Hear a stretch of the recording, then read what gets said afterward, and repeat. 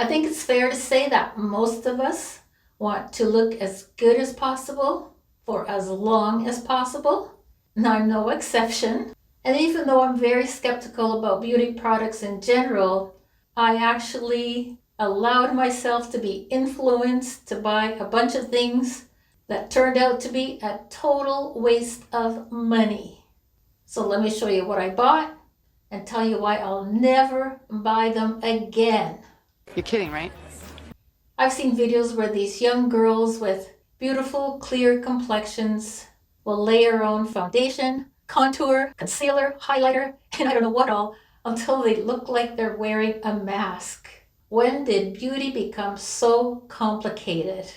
And I'm not judging because look, I've been influenced too. I'm not one to wear a lot of makeup.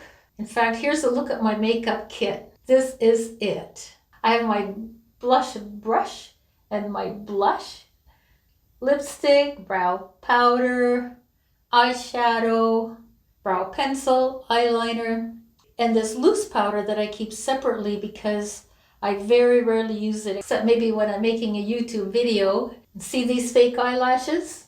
I've had them for about 10 years now. Never used them, but maybe someday. Besides all these eye treatments, a warm and cold eye mask, makeup removing wipes, I also bought this satin sleep bonnet that looks like it was made for somebody with a head the size of a watermelon.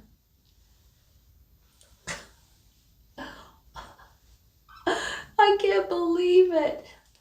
I mean, what the hell? So it doesn't give any instructions on how to wear it. So I tried. It was in a very small package, which I wanted to show it to you, but I don't have it anymore. And in the package, it showed that it was tied in the front. So I tried to tie it in the front. This is what it looked like. But then when you try to wear it to bed, it just flops over on your head like this. And then I tried to wear it. I had a little bit more hair then, but not that much more because my hair is very fine and thin. So I thought maybe it's made for somebody that has really big hair, but they really should have said that on the package, I think. So I tried to. Of course, I put all my hair up under there, and then I thought maybe it goes like this.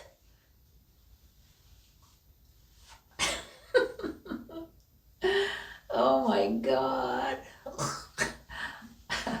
Imagine trying to sleep like this. But anyway, for some reason, I thought, okay, maybe it's just that I bought one that is too big.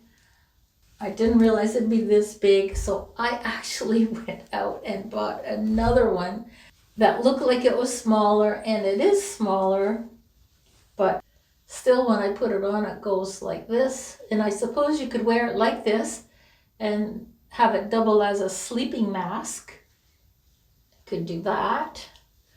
But I guess of the two, I probably will use this one. And it's not quite as slippery as the other one either, even though it's double lined. They're both double lined with satin. I think I'll just keep this one in case I ever grow another head. And as far as the other products go, okay, this one is the collagen, and it has some other things in it.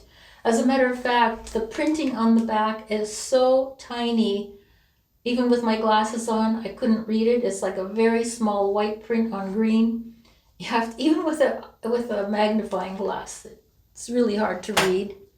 And these collagen things, I don't know if I'm saying that right. I tried them under my eyes. I did not notice any difference. So then I tried where I just put one under one eye, waited the 15 to 20 minutes. I looked and my eyes looked exactly the same. And the same thing happened with these cucumber eye patches.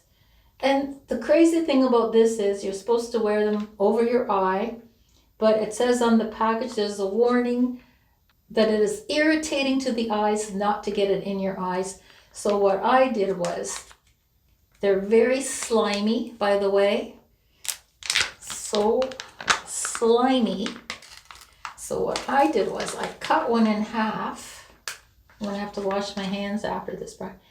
I cut them in half and I just put half of one under each eye like this because I didn't want to put the whole, because they're round, I didn't want to put the whole round thing on my eyes for fear of, having my eyes sting and be very irritated. So that was a waste of money. I certainly don't want to try those. And these things, they're just gels that say they reduce puffiness and redness. I put them in the freezer overnight and they were actually really too cold. I couldn't stand them. They were too cold. So then I just put them in the fridge. At least with these things, they're not slimy. And then there's the warm and cold mask. You put this in the freezer or else you put it in the microwave, whether you want it warm or cold. But the thing with this is that it didn't really do any good. I mean, it's really no different than having those little, it's really no different than putting these things on. And these would be a lot more comfortable because, that is if you're having them cold, because this was way too short. And when I put it on, it's like it's just too tight. So in order for me to wear it where it won't be too tight, I'll have to extend this or something, but it's Velcro. And so it's too tight.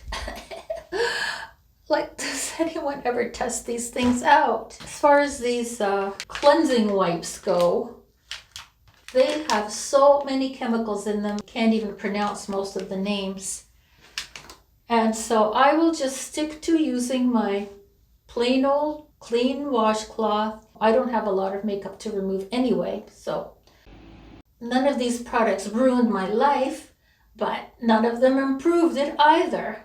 And in my view, they were just a total waste of money.